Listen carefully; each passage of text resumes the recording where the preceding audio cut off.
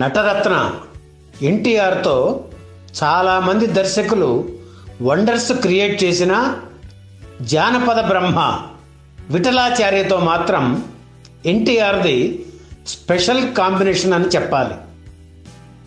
ఎన్టీఆర్ జనం బాగా మెచ్చిన మాస్ హీరో.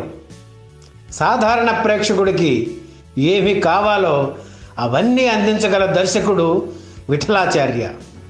అందుకే వీరిద్దరి కాంబినేషన్లో సినిమా వస్తుందంటే చాలు జనం ఎంతో ఆశగా ఎదురు చూసేవారు.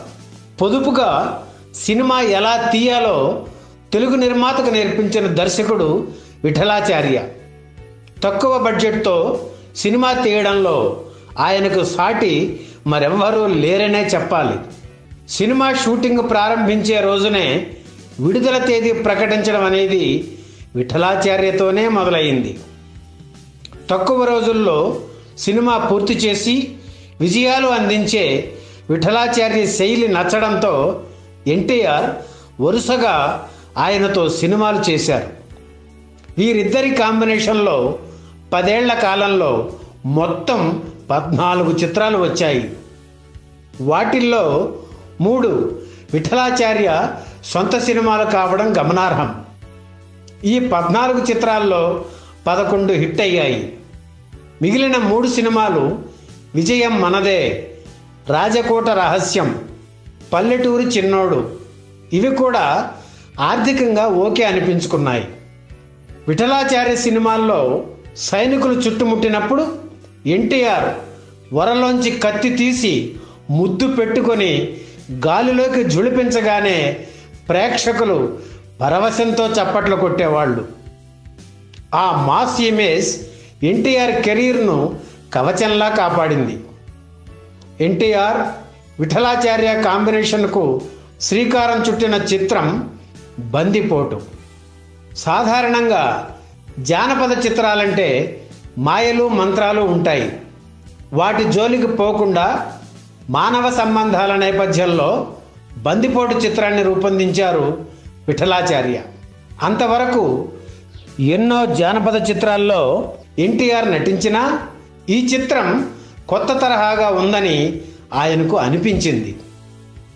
వినోదానికి పెద్దపీట వేసిన ఈ చిత్రం జనానికి తెగ నచ్చేసింది. దాంతో 5 కేంద్రాల్లో బందిపోటు చిత్రం 100 రోజులు ఆడటమే కాకుండా వసూళ్ల పరంగా కూడా సరికొత్త రికార్డులు క్రియేట్ చేసింది.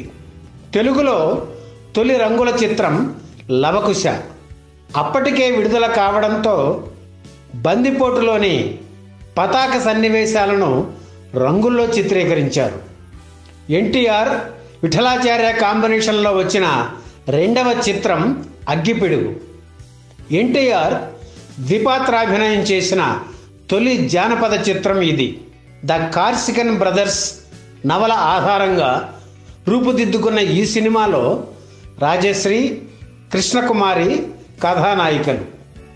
తెలుగునాట తొలివారం కలెక్షన్స్ ప్రకటించిన తొలి చిత్రం అగ్గిపిడుగు. ఆ రోజుల్లోనే తొలివారం 5 లక్షల రూపాయలు వసూలు చేయడం అప్పట్లో ఒక రికార్డు. 5 కేంద్రాల్లో 100 రోజులు ఆడింది.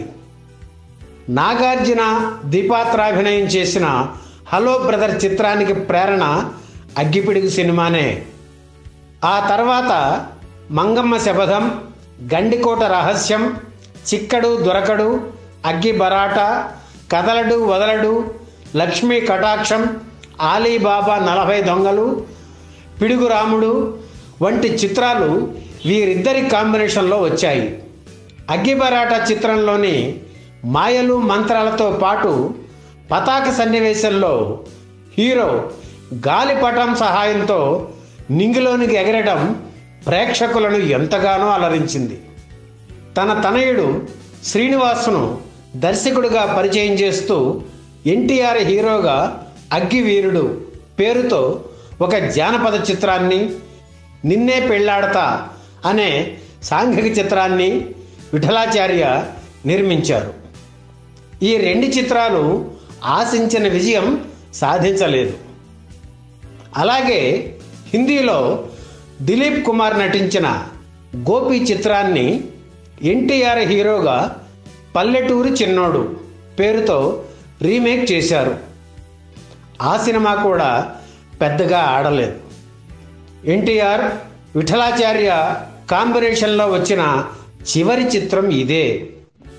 ఈ సినిమా తర్వాత కొంతకాలం సినిమాలకు దూరం అయ్యారు విఠలాచార్య. ఆ తర్వాత తన పాత శైలిలోనే జయమాలినితో జగన్మోహిని చిత్రాన్ని నిర్మించారు విఠలాచార్య. ఈ సినిమా పెద్ద హిట్. ఈ వీడియో మీకు నచ్చితే లైక్ చేయండి, షేర్ చేయండి, వెంటనే సబ్స్క్రైబ్ కూడా చేయండి.